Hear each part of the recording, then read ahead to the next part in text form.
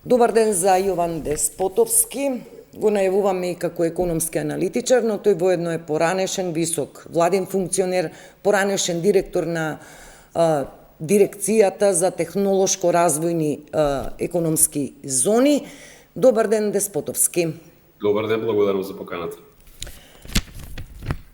Сакам да го фокусираме разговорот на инвестиции, не само на странски инвестиции, туку и на домашни инвестиции, кои повторно се нотирани и во ребалансираниот буџет како еден столб за економскиот развој. Би сакала да почнем со јавните инвестиции, а како повод еве последнава информација од пред неколку дена, нова приоритетна листа на капитални инвестиции во вредност од околу 5 милиони евра. Предходница на ова, направив една генеза, проверка на овие теми, некаде во јуни најавен мега инвестициски план од 10 милиарди евра. Па сега еве прашувам, ние добиваме една серија на документи, најави за сериозни развојни јавни инвестиции, а оваа економска година веќе ја ситниме, па сакам една проценка еве за контекстот на најавените капитални инвестиции. Благодарам. Само мала корекција, значи планот што беше објавен пред 2 дена од страна на владата, него вредност е некаде над 5 милиарди евра, што е доста амбициозно, со тоа што она што верувам дека сакате го поентирате, дека во рамки на планот имате проекти чие што минимална вредност е 5 милиони, што е, значи ги рангира проектите на, ајде да кажеме, големина која што е средна и поголема. Во однос на значењето на самиот план, значи она што можевме да го видиме од тоа што беше објавено како список на проекти, значи фокусот е очигледен во делот на инфраструктурата, посебно енергетската, посебно во делот на производството и енергетското поврзување, што е секако актуелно не само во регионални и во европски, туку и во глобални рамки, не само заради случувањата сега на Блискиот Исток, односно во однос на војната со кризата, да кажем, во Иран и влијанието што ги има на цените на енергенсите. Че приказната со енергетиката, приоритетите и фокусот се да кажеме, провлекуваат на назад години, така што би кажал дека ставањето приоритет на ваков тип на проекти е, да кажеме, сосем усогласено со она што е европски или глобален тренд, и тука мислам дека и државата е добро усогласена. Не сретнав податок во однос на изворите на средства од кои што би се финансирале овие инвестиции, меѓутоа предпоставка е, имајќи предвид, да кажеме, досегашниот модел на финансирање на поголеми инвестициски проекти, дека ќе има значително учество на средства кои што доаѓаат од извори кои што не се домашни. И тоа е добро. Она што можеме го забележиме, предпоставам дека во текот на разговорот ќе дискутираме за трендот на странските директни инвестиции. Очигледен е фокусот на оваа влада во делот на искористување на повеќе на финансиските извори, на изворите на финансирање за ваков тип на проекти, повеќе од колку, да кажеме, внес односно привлекување на компании кои што директно инвестирали. Тоа само по себе не е спорно. Меѓутоа, повторно ќе кажам, во самиот документ од она што беше барем објавено во јавноста, верувам дека во позадина има разработена методологија и структура на финансирање. Верувам дека странските извори на средства доминираат во. Сега, што би значеле овие пари за македонската економија? Знаете како, ако имаме, ајде да кажам, се можда не идеално, меѓутоа пристојно ниво на реализација од аспект на динамика, се зборувам. Бидејќи стара болка на нашата држава е реализацијата на капиталните инвестиции, иако бројките, да кажеме, последните неколку години се подобруваат, мислам дека трендот е некаде од 22 или 23 бележиме континуиран раст, и тоа е добро, зборам како држава. Меѓутоа, планот е, сакам да кажам, и амбициозен и бара, да кажеме, доста капацитети, така што ако имаме, значи повторно ќе кажем, можеби не идеална реализација, меѓутоа пристојно ниво на реализација, мислам дека влијанието врз домашната економија. Деспотовски, ве молам, повеќе димензии, комплексна е темата за јавните инвестиции, конкретно и финансирањето, структурата на финансирање и реализацијата и од она што го гледаме, од најавеното. Сакам да ве прашам ова последново. Владата веќе ја исполни, ја заврши втората година од овој мандат, ја ситни веќе третата година. 10 милиарди евра најавен тој финансиски пакет за капитални инвестиции. Сега пред некој ден ме поправивте точно 5 милиарди евра. Милиарди, да, не се милиарди се минимумот износ на по еден проект, така да ворете, не сте. 5 милиарди евра приоритетна листа. 4 милиарди евра Британија. 500 милиони евра Унгарија, поделени 50-50 со општините и приватниот сектор, фирмите, компаниите. Сега јас прашувам за овие 2,5 години, што гледаме од она што беше најавено? Јас зборувам енергетиката, високата технологија, а дневно еве за што информираме.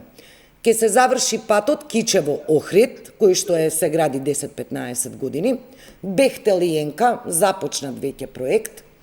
Ке имаме воз од Зелениково, како се вика градски воз, сега ќе пуштиме во септември, па сега ве прашувам од овие стратешки инвестиции за кои што говориме и ги читаме во документите и во најавените милиарди евра од дома и од странство, што за овие 2 години и 1 месец ние видовме дека е стартувано, не може да се заврши, се разбира тоа се долгорочни проекти, но што ново гледаме дека е стартувано?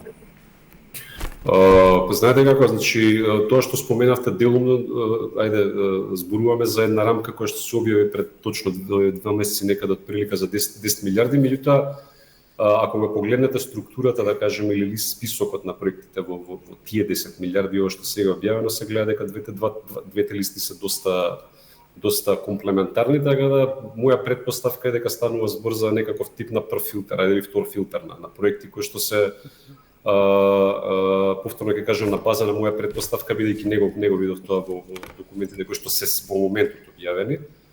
Предпоставам дека направен филтери на основ на нивото на подготвеност на проектите. Бидејќи ја практикувам оваа дейност на инвестициите, вие ме најавте како аналитичар, меѓутоа сум сепак практичар, бидејќи работиме посебно во сегментот на приватни инвестиции, инвестициска платформа. Значи, самата подготовка на проектите бара време. Така што јас не мислам дека треба да, мислам секогаш критиката е добра, меѓутоа треба да биде објективно. Почетокот на работите, она што мислам дека, ајде да кажам, владата се уште остана должна или го должи во економскиот дел на државата е стартот на работите на воделот на железничката пруга кон Бугарија, односно стартот на надделница која што недостасува. Така што тоа е она што го очекувам, бидејќи и финансиската рамка која што може да прочитам пред неколку дена е веќе целосно затворена. Продолжувањето на проектот на Бехтел и Енка, односно реалниот почеток на работите што се случи пред година или пред 2, бидејќи претходно беше повеќе промотивно или најава на самиот проект колку реална работа на терен, е добра бидејќи тоа кажува дека имаме одреден континуитет, се зборам како држава во реализација на крупни проекти. Би сакал да напоменам, ако ги следиме податоците, посебно на Народната банка за придонесот кој што ги имаат различните економски сектори во растот на БДП, градежништвото особено има тука влијание. Мислам дека проектот за изградба на кој што го реализира Бехтел и Енка, мислам дека има голем придонес. И тука мислам дека апсолутно треба да се даде целосна поддршка да се тој проект реализира навремено. Проектот со автопатското решение од Кичево до Охрид е стара и болна приказна за оваа држава и навистина се надевам, се зборувам како граѓани кој што редовно користи тој пат, дека што е можно поскоро ќе се заврши, конечно ќе можеме да уживаме бенефитот од тоа. За овие проекти за кои што дискутираме се, прашањето беше сосема на место и мислам дека она што можеби владата го должи, односно институциите, предпоставам дека Министерството за финансии во оваа фаза сега се уште на некој начин има надлежност за самиот проект, иако идентификувани се институции кои што се носители по проекти, веројатно треба да информира кој е нивото на подготвеност на самите проекти и кога се очекува нивен почеток, бидејќи повторно ќе кажем и од самата пракса и моја, меѓутоа и генерално, е дека подготовката на самите проекти бара време. Така што добро да се има информација до кој ниво на подготвеност се проектите, дали можеби, она што го споменавте, дел од нив ќе се финансираат преку британски пари, дел од нив се надевам дека ќе се финансираат со значително зголемени пари кои што треба да дојдат државата ги заслужува од Европската унија. Кои би биле други приватни извори на финансирање, зборам за странски, што е тоа што би се купило понатаму? Во интерес на времето ве замолам за да можам да истрпам уште 2-3 прашања. Важна е темата, да. Еве го за финансирањето ја отвораме темата. Имаше сега со Бугарија се потпишуваше некој договор односно со Европската банка, одредена финансиска конструкција за железничката траса. Да подсетам, деновиве излезе информација 350 милиони евра на јавното државно предпријатие, државата како гарантор во форма на кредити, за да ги довршиме, за да го туркаме проектот Бехтел и Енка. Кинеската Ексим банка исто така откажа и таму земаме средства, повлекуваме средства од домашните банки, значи ние со наши заеми, со наши средства ги спроведуваме овие скапи инфраструктурни проекти кои дури долгорочно не може да ни ги вратат парите. Па од тука ве прашувам, споменуваме ние фондови, Европска унија и така натаму, но дневно информираме повлечени 40 милиони евра од домашните банки, нов заем 130 милиони евра, 170 милиони евра и така натаму. Знаете како домашното финансирање на домашниот банкарски сектор долго време можеби беше некако оставен на страна или премногу фокусиран на финансирање само на комерцијалните субјекти и на населението. Ако ги гледате податоците, посебно континуираниот раст на депозитите, значи ние имаме квартал за квартал во однос на квартал континуирано назад години, раст на депозити и на население и на комерција и на фирми од преку 10%. Така што во моментот мислам дека нивото на депозити кое што некаде над 11,5 милиарди евра нуди сосема доволно основа државата да ги искористи тие извори, секако врз база на проценка, она што го рековте ви, колку тоа ќе има економски бенефит, меѓутоа ако веќе сме влегле во одреден проект, предпоставка дека имаме направено проценка, дека има направено анализа за тоа колку носи бенефит за самата економија, мислам дека не треба да бегаме од користењето на домашниот банкарски сектор, бидејќи кажа 11,5 милиарди евра или можеби веќе и повеќе, не знам последните податоци на Народната банка кои се, не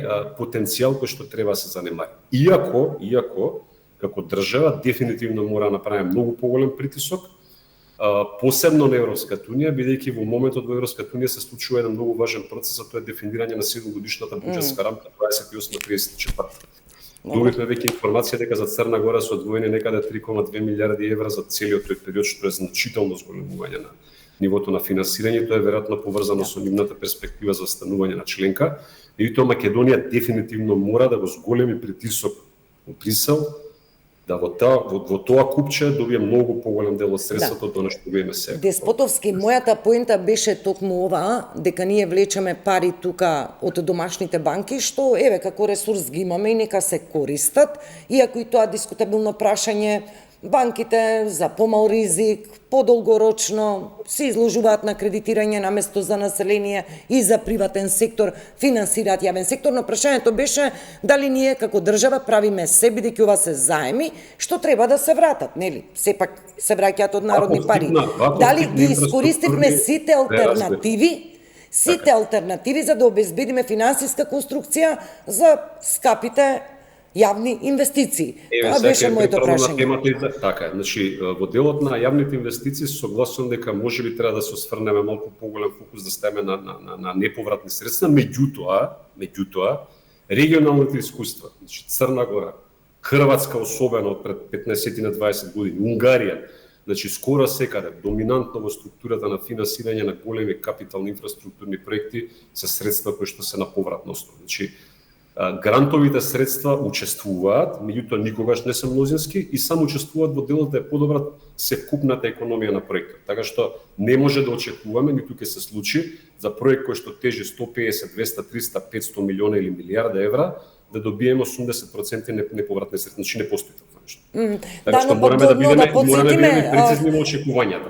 Но да подсетиме Деспотовски, например, Грција и Хрватска се земји членки на Европската унија, па Грција дојде до банкрот, но тоа комотно го истурка како криза, бидејќи зад неа стоеше Европската унија и знаеме како се постапи. Меѓутоа тоа е и предноста излегот и банкрот. членка, меѓутоа станува збор сепак за две малце различни ситуации. Ние зборуваме за финансирање на капитални инфраструктурни проекти, тоа што беше према Грција, кои што повторно беа повратни средства, бидејќи грчката држава ги враќа тие пари, беа и тоа ги враќа преку продажба на стратешки инфраструктура, сепак беа повратни средства. Добро. Финансирањето на самите компании, бидејќи го споменав, сакам да него тој аспект на инвестициите не го забораваме. Значи активно се работи веќе во моментот, конкретно јас преку мојот приватен ангажмент, меѓутоа и она што го знаеме од самиот регион, значи да се мобилизираат средства од приватни извори. Да. Посебно во private equity делот, кој што ќе го поттикне економскиот раст на компаниите, така што она што во моментот вие велите дека државата го зафаќа како финансирање од банкарскиот сектор на сметка на фирмите, преку нашите активности, ваков тип на активности кои што се воведуваат сега во овој дел на Европа, мислам дека ќе се надомести значително. Знаете, така што има извори за финансирање, само треба да има подготвени проекти. Мора да завршуваме. Последно прашање, ве молам во една минута околу странските инвестиции. Не навлегуваме во деталите на информациите. Најавија дека ќе се заминат, уште една компанија најави заминување. Интересно за мене беше не се сели во регион, туку оди во земја членка на Европска унија. Беше најавена нова стратегија за привлекување на странски инвестиции, имаше некое соопштение дека во Министерството за надворешни работи и трговија се централизира некако менаџментот за странските инвестиции, таму ќе се филтрираат, ќе се анализираат. Една ваша проценка, каква инвестициска година ќе имаме до крајот на оваа година? Па ако се фокусираме само на овој тесен сегмент, да кажеме, на странски директни инвестиции, мислам дека бројките во моментот не се нешто многу охрабрувачки. Меѓутоа повторно ќе кажам, не може да го гледаме само изолирано, треба да гледаме целата слика. Имаме институција, тоа е дирекцијата за ТИРС, која што секако е најповикана да даде одговор на сите овие прашања кои што ми ги поставивте на мене. Меѓутоа би сакал да видам она што се најавува сега за малце поизострен фокус и подигнување на нивото на одговорност од дирекцијата на ниво на Министерство за надворешни работи, би сакал да го видам тоа да се случи, би сакал да видам какви ефекти тоа ќе донесе. Сега го сите очекуваме дека тие ефекти треба да бидат позитивни. Јован Деспотовски, ви благодарам за овој разговор. Ке имаме поводи и причини, еве веќе второто полугодие економско го ситниме. Здравје, можеби во септември се гледаме во некој дебатен состав. Ви благодарам. Благодарам на поканата. Да. Јован Деспотовски во 24 интервју, пријатно.